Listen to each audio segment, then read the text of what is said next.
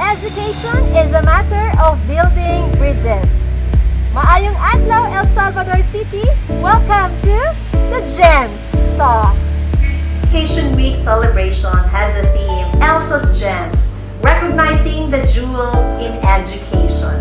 Joining with us are our praise committee, headed by our Assistant Schools Division Superintendent, Dr. Alice E. Ahay. Together with her is our Senior Education Program Specialist for the Human Resource Development, Ma'am Karen Serrania, and also our Human Resource Management Officer 2 of the Division of El Salvador City, Ma'am Ana May Atilio.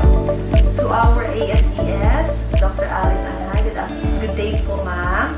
So, how is our Education Week being celebrated in the new normal? Well, in terms of recognizing our teachers, our stakeholders, there's not much difference because every year we do that. We recognize those who have given more, served more, and practically everybody, especially in the situation we are in right now, have performed well above the expectations. In the previous years, we do this with so much fanfare. Bibo kaya itong mga schools, aning mga panahuna, tanang mga eskwelahan conduct their own recognition ceremonies. Bibo tungod kay na ang atong mga kabataan who also give tribute to their teachers. Pero karon mingaw man atong mga schools. Our learners aren't there. Ang ato namang mga teachers o mga school heads. And we are in a different kind of learning delivery. So ang atong the way we recognize our teachers and stakeholders in this year's celebration of the Education Week, nahaumpod sa sitwasyon na gitawag natong new normal. But we call it now the better normal. Because at this point in time, we have adjusted so well in coping and adapting to the situation. So, nilabay na ta sa new normal, niya na ta sa better normal. And so, that's also the way we celebrate our Education Week right now. The celebration on the better normal. But aligned with the regional search, kaya doon naman po search na gikandak sa atong regional office, Region 10, daghan tayong category sa mga awards that we bestow to our educators, fellow educators. But the ceremony itself, simply lang. We do it very simply. Wala na tong program na very lavish, na very festive. Kuan na ta kanang ang ato gyud is ang pag-recognize sa ilahang mga nabuhat, those who have excelled, those who are a cut above the rest, those who have given more and served more, those who have interacted and engaged with the stakeholders more, kana natong gitanaw karon. Giunsa pagpatuman ang atong bag-o nga learning modality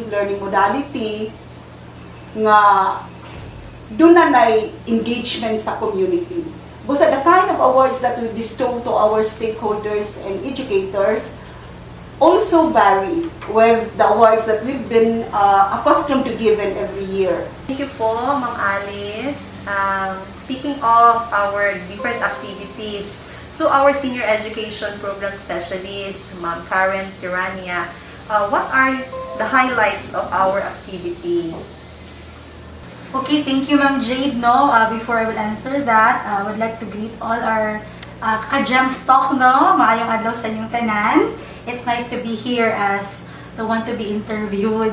Alright, actually, Ma'am Jade, to ensure that we will strictly follow the social distancing measures provided by our IATF and the directives coming from a local government, the activity this coming December 3 will be divided in 3 parts. Okay, the first one will be the stakeholders convergence.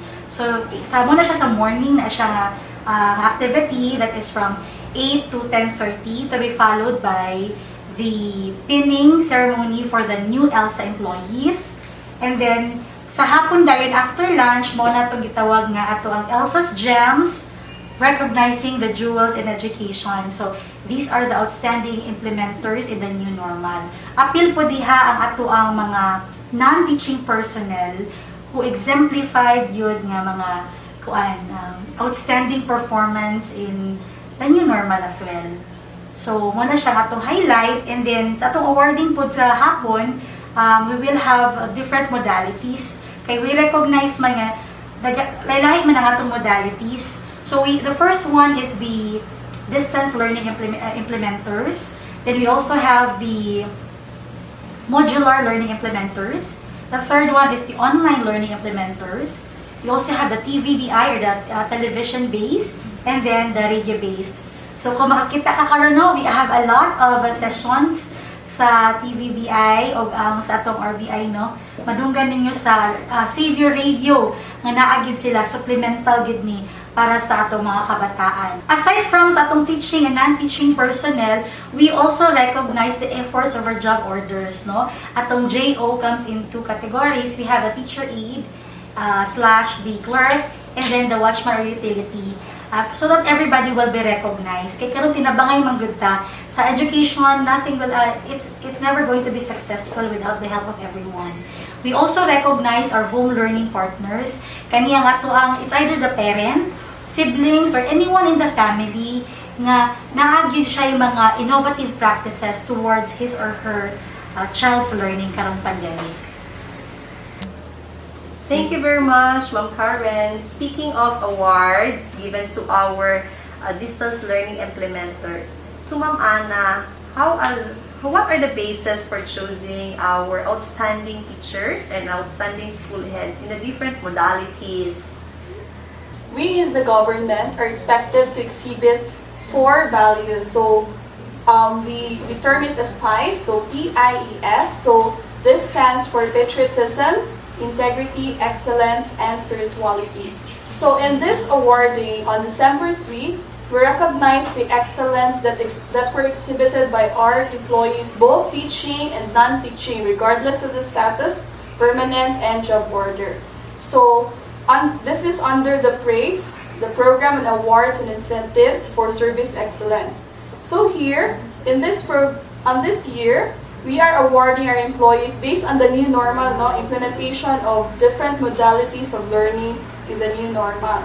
So one of the criteria is instructional competence for the school head, for the teachers, and then instructional leadership for school heads. We also have professional and community involvement for the teachers, and then human resource management and development for the school heads. Another criterion is the provision of learning environment, and then the parents and community involvement. Thank you very much, Ma'am Ana. Any last few words or encouragement or thank you for our stakeholders, Ma'am Karen? Thank you very much, no. I would like to use this opportunity to thank all our stakeholders, internal and external partners, for all the support that you've extended to the Department of Education. Although we will have a limited number of participants sa AVR, sa City Hall, no, kahit tungod lagi we are following the strict guidelines of the IATF towards social distancing, rest assured po that GEMS Talk will cover the events.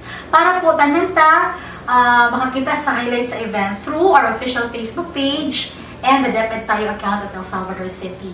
So we'd like to thank our local government unit headed by Honorable Mayor Edgar S. Lignes, Vice Mayor Lola Estrada, and the rest of the City Council for allowing us to use the venue and the provision of other things that we requested for the conduct of the activity. We'd also like to thank the Province of Misamis Oriental, Congresswoman Juliet Uy, Governor Bambi Mano, and Vice Governor Jigjag Pelaez, and the rest of the board members of the Province of Misamis Oriental. Sagang salamat po, and of course, our stakeholders, parents, ang atong home learning partners, yun, learners and teachers, thank you very much. Words of thank you also to our non-teaching personnel, Ma'am Ana. I would like to thank all non-teaching personnel who have exerted their effort, who have pursued excellence throughout the year, And hopefully you will not get discouraged if you're not awarded this year, but rather you will be challenged to do better. And then, although we non-teaching personnel are left behind in some of the benefits, I hope you will continue to take every opportunity to serve others and pursue excellence all the time. Words of encouragement for our teachers. Ma'am Alice. To our fellow teachers, whether you will be awardees in this year's search for outstanding implementers, we recognize that your efforts have always been outstanding as far as we are concerned. And for that, we congratulate all of you, for we have made it this far. The Division of El Salvador have always coped with the situation pretty well, and we have delivered our mandate well beyond the expectations. So congratulations to all of us. For more questions or queries, you may send us a direct message through our Facebook page, which will be flashed through your screen.